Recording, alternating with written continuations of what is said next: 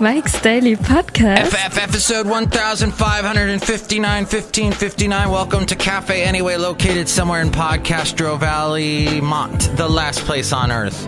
And we're at Cafe Anyway. We got Chely Shoehart, Floyd the Floorman, John Deere, the engineer, stopping by.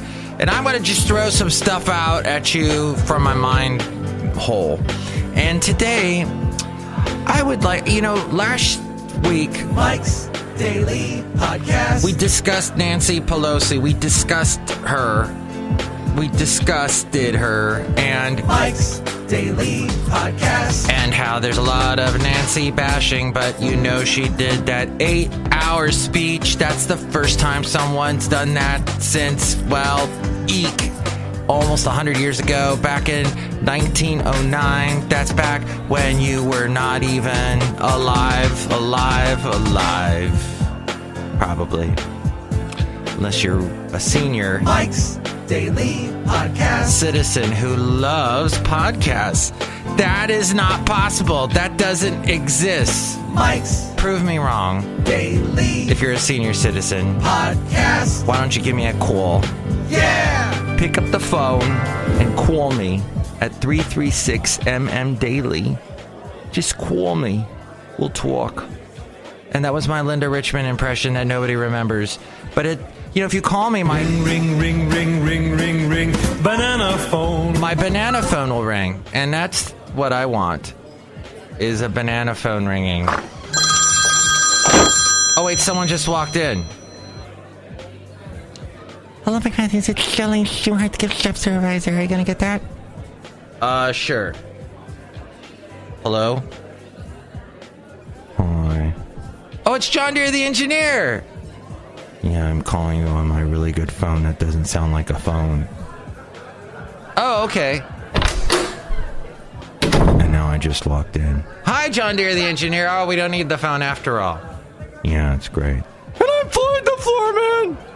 You guys are awesome. Yeah, so she did this 8-hour speech, which is... the press just kind of flew right past that. And there's this sort of framing going on. Hey, so Nancy Pelosi gave this 8-hour speech, and the Democrats still caved in on the government shutdown, and we didn't end up having a shutdown. But then I find out by listening to The Daily, that's the New York Times podcast, And here's today's podcast picture. that in fact the Democrats got a lot in the House of Representatives, which never happens because you've got that guy, Paul Ryan, Mr. I work out every day, Mr. I'm super duper fit and know so much about money and stuff and have to say this to the press. I think part of what is happening, I think Democrats are lighting their hair on fire to get you to cover this story, to kind of keep repeating the same story. I can't light my hair on fire, for I have no hair. Except on my chest. I have a hairy, hairy chest. I don't know why God gave me that. It's like, Mike, we're going to make you smooth on top, like you're some kind of a billiard ball. And then below the neck, you're going to be all Robin Williams hairy. And you're going to look kind of like a big bear. Maybe you should move to the Bay Area. Because of all the bears that live there. California, our flag has a bear on it. Maybe I'm in the right spot, California.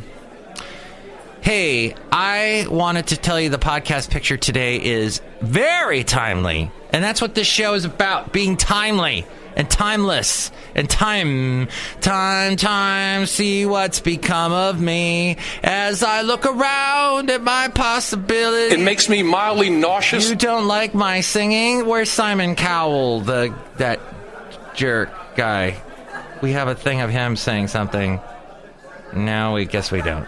We did. You will never, ever, ever have a career in singing. I wish I could find it. What, that was it? No. Anyway. Cafe Anyway. If you blink, you'll miss so much on this show. Does your ear blink? Be careful. If your ear blinks, you'll miss a bunch on this show. That's 195% proof. It's 130% true. Oh, okay. Whatever.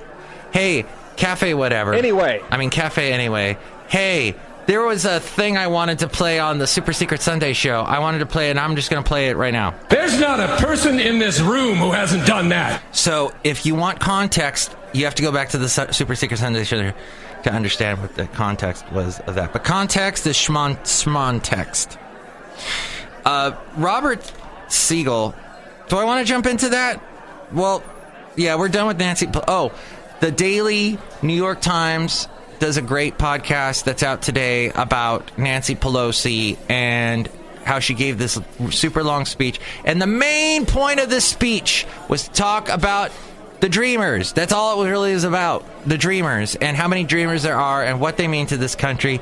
And it was just to clarify all that, because the Democratic Party is having an identity crisis at the moment because Trump... Yes, he's the Republican, but he does some Democratic things here and there that's really irritating. So he's getting a lot of Democrats, that white male Democrats that are, oh, I kind of like Trump. So she wanted to say, hey, no, this is what Democrats are about. As the Democrats got a lot in the House Representative bill that Paul Ryan. I think part of what is happening, I think Democrats are lighting their hair on fire to get you to cover this story, to kind of keeps repeating the same story. And that's, I just explained it all. But you can find out more in the New York Times thing. But, okay, now, I wanted to say the podcast picture is Basil the Boxer, and he is eating grass. Because the grass is growing all over the hills of Podcastro Valley. And dogs, not just Basil, are eating the grass because the grass is succulent and rich and green and delicious. And my friend, that grass will all be gone by April. It's going to be gone, like a new Brett Dennen song called Already Gone, which is a pretty good song, and I'm hearing it on some of the cool stations we have locally that play that kind of music. That we call adult alternative, which we don't have those type stations. Like when I lived in Alabama, there was no stations like that. You had to go up to Nashville to listen to Lightning 100 to have adult alternative and listen to some cool bands and not just the stupid, mindless frickin' there's this alternative music. It springs out of the emo movement of the 90s. And okay, so Green Day was kind of in that camp, but then Mr. Billy Joe Armstrong really found his voice and said, no, we're not going to just go all the time. We're going to get kind of deep and talk about my father dying and talk Wake Me Up When September Ends, which when that song was a big hit, sadly my father passed away. And Billy Joe Armstrong is like my age and looks way younger than me. Damn it. And he's got hair. And he comes from this area. But he took the band in a good direction. I like the bands that didn't get so far into that crappy emo. Good God, and there's a lot of indie rock that's still in that vein, and I just can't stand it. And there's a friend of mine, she's all into and she's probably going to listen to this podcast. Just when I think she's not going to listen to any of my podcasts, she listens to one of them, and it ends up being this one. But okay, this is real talk. You listen to a lot of bands just because the guy wears skinny jeans and he's like this baby face, baby doll guy, and he sings, and there's a bunch of synthesizers, and it's like this total disco beat. And I don't know specifically what band I'm talking about, but there's a lot of bands like that, and it's just the same. And there's nothing there. It's vapid. Okay, I tried writing a song over the weekend on Sunday. And I just did it sort of spur of the moment. My friend asked, and I wrote some lyrics, and I tried to put it on. It's tough. But I remember back when I really was writing songs, and I could really do it. And there was some, like, you write, and like Billy Joe Armstrong, like he found something with that American Idiot album that was perfect and dead on, and he dug in there and he drilled, and it was great. And that's like the stuff, songwriters that hit that vein, that's when that's when it's pure gold. And yeah, he made a lot of money off that album, Billy Joe Armstrong, but he deserved it. It was good stuff. That's gold, Jerry. Gold! Anywho, just the crap that's out there. Oh my God. And I love indie rock. I admit it. And I listen to Bagel Radio online, soma.fm, soma.com. And there's some good stuff in there because they mix in, they go back to the 60s. They go back to like obscure bands from the 60s that were awesome garage band. When we kind of veer off into the garage band world, I love that. In the punk world, that's cool. And you know, I love going, but I love all kinds of music. It's just some of the, get rid of the skinny jeans and your little baby doll. You're only 12 years old. Why are you recording a record? Shut up. Hey, speaking of young people, I don't understand what's going on with NPR these days. National Public Radio. You've got it probably where you are. National Public Radio. There used to be an old guy on there. He just retired, Robert Siegel. Hi, I'm Robert Siegel. He's gone. And, oh, by the way, I was talking about King George, the George that was the king when we were getting our revolution, when we were revolting against England. And I think I still can't remember if he was George II or George III. I'm sorry, you historians that are throwing tomatoes at your podcast listening device. But yeah, that George, fascinating. I just watched a documentary about him on YouTube, which I love. And it was fascinating because he was understanding how to avoid being a despot, how to be a good and patriotic king. He had all of his papers. He saved every single paper. And we're going back to the 1780s, 1770s, you know, the rockin' 70s and 1760s, etc. The late 18th century, as it were. And, he saved all of his papers, and the papers became public a year ago. And they're coming through all the things he wrote. And it's just fascinating, this king who was slowly going crazy or mad or whatever the clinical term is. He was having issues. And, fascinating stuff. And his son just was whoring around. Check it out. It's called George III, The Genius of the Mad King. It was a BBC documentary from 2017. He was, Britain's longest reigning king. Oh, and it is George III. All right. So now we've finally... So, Mr. Obama got his... That working with Kehinde was a great joy. He got his portrait painted. It is scary as crap. I saw it yesterday on C-SPAN as it was being unveiled, and I was, oh no. Oh, now there's big fans of this artist that did it. Kehinde. There we go. There were a number of issues that we were trying to negotiate. I tried to negotiate less gray hair. And Kehinde's artistic integrity would not allow him to do what I asked. There you go. Well, you're not president anymore, so unfortunately people don't do what you tell them to. But not like you're a king, which is important. Carbuncle. I just wanted to throw out that word. And on to the recreated face of Queen Nefertiti. Ooh, I think I said a bad word. I said Nefertiti. Sparks whitewashing.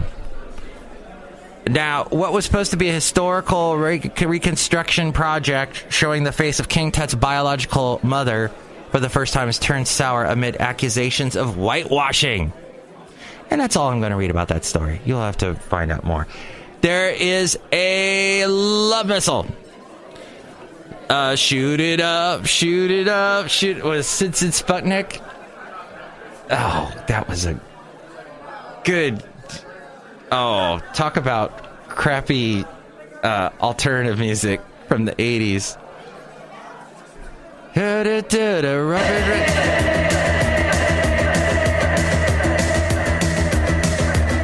This guy went crazy with reverb.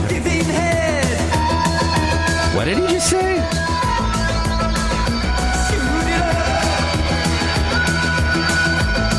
All right, that song's called Love Missile. F111. Okay, anyway, this missile, it's a softer version of the intercontinental ballistic missile weapon capable of carrying a nuclear warhead. It's an intercontinental ballistic love missile standing 14 feet tall. Indian Head Drive front lawn in Tallahassee, Florida. Okay, there you go. That's where you can find it. I just gave out the address. Love missile. Inside an info box are copies of its associated love manifesto, complete with love action ideas, smile often, befriend neighbors, plant a tree, be there for someone. Imagine a neighborhood, a community, a country, a world where love permeates all beings and things. Together we can make that a reality, it says. Cupid 1 is elder care social worker Eddie Gein's labor of love. Love, love, love. Love, love, love. There's nothing that you can just said that can't be said. Nothing you can do that can't be did. Nothing you can say. It's easy. All you need is love. Ba-da-ba-da-da-da. At long last, Senate debates Dreamer Immigrants' Future. The U.S. Senate has carried through with their promise of beginning a major free-for-all immigration debate. This is what Chuck Schumer wanted a couple weeks ago, remember? It's first in nearly 5 years. This began last night. That could decide the fate of at least 700,000 Dreamer immigrants. Hey, Education Department no longer investigating transgender bathroom complaints. Okay, there we go. It's no longer investigating civil rights complaints. Yikes. So then we have the Japanese skater who's suspended in the first doping case in Pyeongchang. And that, by the way, was the previous New York Times daily podcast. They were talking all about how Russia did the doping in the last Winter Olympics. How it was a very complicated way that they were able to do this thing night after night. They were able to trade out the contaminated urine that was full of steroids and put in clean urine, and the people running the Olympics were none the wiser. Japanese short track speed skater Kai Sato has tested positive for a banned diuretic in the first doping case of the Pyeongchang Olympics. Speaking of skiers and skaters, etc., and I love curling, as I mentioned last show. The Swiss, because they yell at each other, the mixed couples curling, it's so great. They're just, no, go down, go further down. Oh, it's great. Watch it. Swiss skier rode an escalator with one hand. What? Apparently that is a video that people are watching and going, what? Gave new meaning to the term lift rider. Jokingly take a ride alongside an elevator. That is not something people should try and copy. That looks very dangerous. So, yeah. It's expected to be back at it first thing this morning. Oh, the DACA deal. They're working on that. President Trump touting his proposals on immigration and infrastructure as they face uncertain prospects in the Congress. In a tweet today, which we should do the royal tweet decree. The royal Trump tweet decree. Asserted that Democrats and Republicans must act now to provide legal protection to young dreamers. He was referring to the deadline, which is coming up March 5th.